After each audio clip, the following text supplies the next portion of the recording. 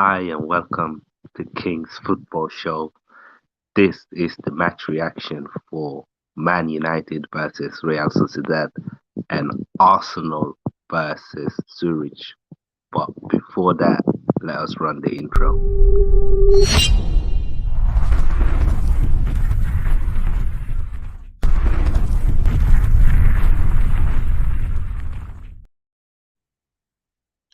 Yeah, welcome to the show, everyone. Welcome to the show.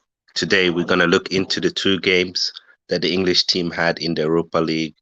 We're going to look into Man United's game, have some comments over there, and we're also going to look into the Arsenal game. But before that, let's go through the chat. And we got my enemy number one here who decided to subscribe to the channel today for the first time. Big up Creamy. He's saying, wait, what number channel is this for, King? 97? Have I subscribed? Question mark. It's funny that you say that because I just have one channel, Creamy. I do appear on Tariq's channel, on Steven's channel, on Bobby's channel, on TGT. But I only have one channel as far as I know, unless there's someone else there pretending to be me and having channels that you are subscribed to. But big up Creamy. I hope you're good, bro. But yeah, the first game, Real Sociedad versus Man United. United needed to win with 2 goals to win the group and avoid the extra 2 games in January and avoid to play against a Champions League team. Unfortunately for Man United, they could only score 1 goal. It was a great goal by the kid, youngster Gamacho. He took it very well. He was the man of the match for me. He was amazing for them, actually. He played very well. When it came to the back line, and United looked solid again. They've really sorted out their defense. But other than that, their new formation, the structure of the team, the attack, it was not impressive. And I do believe that Eric Ten Hag got it wrong with the formation. And it was a strange substitute. Something happened that I thought I would never see. And that was Harry Maguire was subbed in as a centre forward. And this is not me trying to disrespect Maguire. This is not me jumping on Maguire. I just didn't expect to see him as a centre forward and playing long balls to Maguire. That's not the way forward. It really isn't the way forward. I think Donny van de Beek today, you could tell that he's not been playing a lot of football. He looked kind of lost. He didn't got momentum really in the game. I think Casemiro was okay. I think Dalot, Lindelof, Martinez, De Gea, and Gamacho, they were the one who really impressed me. You can tell that Ronaldo is, he's aging. Age is finally catching up with him. He's a legend of the game. He's probably the greatest goal scorer. He's one of the best players ever to play the game, and fair play to him. He's had a fantastic career. He's made the maximum of his abilities. But really, United need something else up top. And big up the sports capital, Muncie. Make sure you subscribe to his channel, Man United. He's saying, if you look back, we shouldn't have been in that position, as we should have scored more against Sheriff. Yeah, that's fair enough. That's a fair enough criticism. You should have scored more against Sheriff. You shouldn't have conceded 2 against Omunio or what their name is. I don't want to disrespect them, but I forgot their name. You shouldn't have conceded goals against them. And this goes back to your previous games where if you'd been more clinical and made less mistake, you should have won this group. You really should have. But unfortunately for United, who really already have a thin squad, it's 2 extra games. For Arsenal, it's good because United competing for top 4, having more games in January with a thin squad, they might face one of the big boys. You know, they might face Barcelona or Juve or some of the other teams that dropped down from Champions League. It's not ideal. Manse is also saying Ronaldo is done. We play so much better when he doesn't play, and I agree. I know a lot of fans don't want to hear that because they love Ronaldo. Ronaldo is their goat, but Man United as a team plays better without him. But yeah, that's it. I'm gonna leave the Sociedad and Man United game, and we're gonna move on to the Arsenal game. And this game was not a good game either.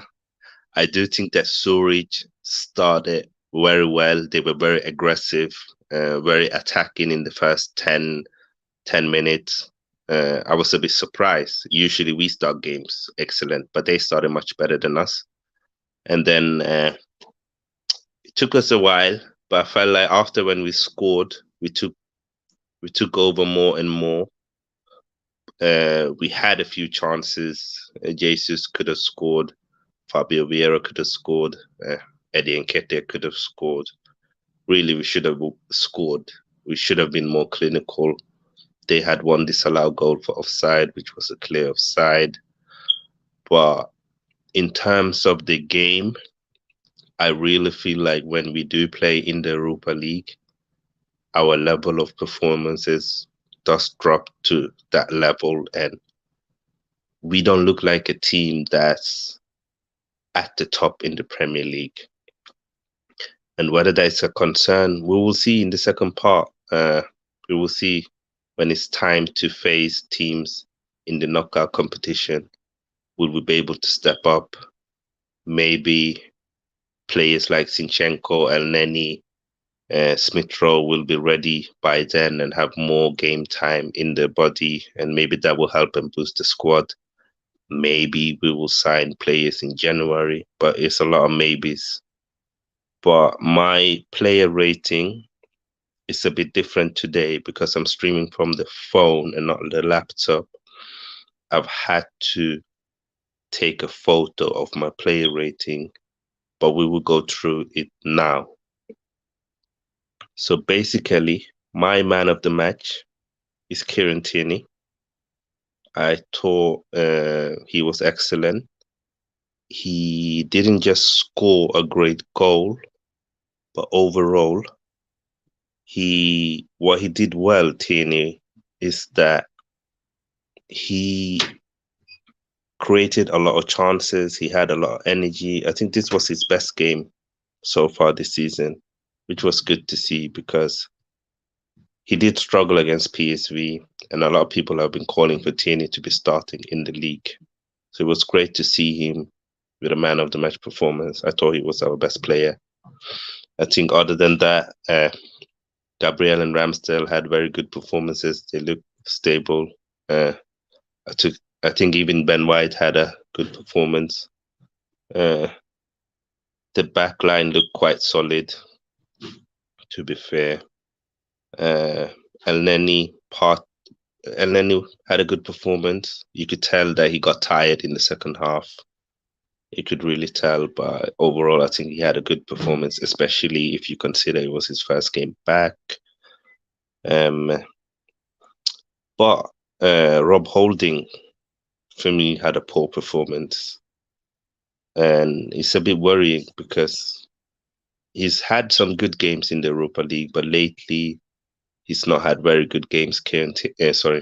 Rob Holding is not really impressed on the ball. He had a few shaking moments on the ball today, and really, I think it's time to say goodbye after this season. I think when this season is over, if we can try and get a 5 or 10 million fee for Rob Holding, just cash in, say goodbye, and try and upgrade, because if we are in Champions League and we want to compete in Champions League and we want to continue competing in the Premier League, we need better options than Rob Holding.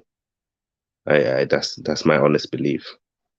I think Fabio Vieira, again, giving him a 5. I think he had an average game. He had an opportunity to score, which he should have. He couldn't. He didn't really dominate the game as much as I wanted. He had a few glimpse moments where you could see his talent. He's a very talented player, Fabio Vieira, and I've said this before. We're gonna need to have patience with Vieira. We're gonna need to understand that he didn't have a preseason. We signed him when he was injured. It's a new country, new language, new league, new tactics. It's a lot of new stuff. He's trying to go to the gym and add weights to put on some weights to his body. So it's a lot for him right now, you can tell. I think Jesus today should have scored. I'm not worried with Jesus, but that doesn't mean I can't criticize him for not scoring. He should have scored. I'm not worried in the sense of as a team, we are scoring, he's creating chances, he's playing well, he's opened up spaces. But today wasn't his best game. I think it's average performance. Sambi Lokonga played in a more advanced role today in the 8 role, and he didn't shine today either. I am a bit worried with Sambi, and he could be a player that we might move on from in the summer, that we might need to sell. Odegaard didn't play long enough, so I've just given him a standard 5. Same with Saka, same with Cedric. And Tomiyasu, unfortunately, we had to sub him off. He got injured again. I think it was the calf. I'm not too sure. Gonna have to wait and see, but it is a bit of a concern with Tomiyasu and his injuries, and it is something that we're gonna have to see if it's gonna continue. I think Thomas Partey came on and he was good. Had some nice moments in the midfield, and you can tell that Thomas Partey is a quality player. So yeah, that's my kind of player rating for the games. As I always say, you can put yours. You can put yours into the chat. Let me read your comments as well. Sorry, guys, I didn't see all of this. Sorry, just unhacking. What's up? Job done. Yeah, job done. We won the group, which was important. Don't think we played well. I think Tierney was amazing. Oldinho is okay. You're gonna break Luke and Silver Fox to that beauty here. Vieira will be magic, just not an Odegaard. Yeah, they're two different players, Vieira and Odegaard. They are two different players. He's a better finisher. Oh yeah, and Reece Nelson, I forgot to say, was a bit of a disappointment today. I was expecting more from him, especially after the game he had against Nottingham Forest. But again, with Reece, I've always said this. There's no doubt that Reece has talent. The problem with Reece is that he's not consistent and he doesn't take the right decisions on the field. And yeah, listen to Moss, guys. Make sure you smash the thumbs up. And Luke is saying, it's a concern for me that our B team players just aren't doing anything in this game. Perhaps they aren't helped by our Premier League starter who seem very luxurious in this game. Yeah, I think it's a mixture of both. I think that's a fair comment. I think that the fact that the senior players, when they come into the Premier League, or the A-team players, they don't seem to be on it. They don't seem to be that motivated. And obviously, if they, who are the better players, more talented players, if they are not up for it, it's going to have an impact on the other players. And we can see that. And obviously, it's not good because we don't have the biggest squad. We don't have a lot of players that can rotate and come with similar kind of quality. But hopefully, when it's time to knock at stages and they know that it's win or you're out, they will be turned up. They will be motivated. And as I said before, now that Zinchenko is coming back and Lenny is coming back and Smith Rowe should be ready for the knockout stages, and we might sign 1 or 2 players in January, that could quickly change. Almost told Partey was bad. I think he was okay. You know, he had that in the second half, if you remember when he came on and he was in a tricky situation and he dribbled past two players and gave the ball to Sambi. But yeah, he wasn't as good as we are used to. I think that's also fair, man. But yeah, I don't think none of the midfielders were like amazing. But yeah, who was your man of the match? Mine was Tierney. Moss was Tierney as well. Luke, who did you feel was man of the match? I think Tierney was great. I think Gabriel, it's good for him to have a good game and not make any obvious mistake, which was good to see. And I think, yeah, it was one of them. We needed to win. We won. We topped the group. We're not going to play two extra games like Man United. We're not going to face a Champions League team like Man United. So overall, we take that and we move into the round of 16 instead of the round of 32 in the Europa League, which is what we wanted. Unfortunately, because we didn't get a draw or a win against PSV, we couldn't see any of the young players. It would have been nice to see some debutants or some youngsters play in the Europa League because we've been blessed with that before. But yeah, guys, make sure tomorrow, yeah, I'm gonna do a preview show for Arsenal versus Chelsea. Gonna have some Chelsea fans on. So make sure you tune in. It's at 8 p.m. It's gonna be a great show and it's a big derby. I'm looking forward. Moss is saying Tierney, yep, but Jesus and Eddie Energy good, just not clinical again. Martinelli would have played and not brought Saka on risky. I think the reason why he brought Saka on was because Saka only played, or was it 20 minutes against Nottingham Forest, while Martinelli played the whole game. So if Saka was 100% fit from his injury and he's trained less, I understand why he played him to give him some minutes for the Chelsea game and gave Martinelli a well-deserved rest because he has played a lot of Europa League games, Martinelli. And Luke is saying man of the match has to be Tierney. I hope Tomiyasu is okay. Me too.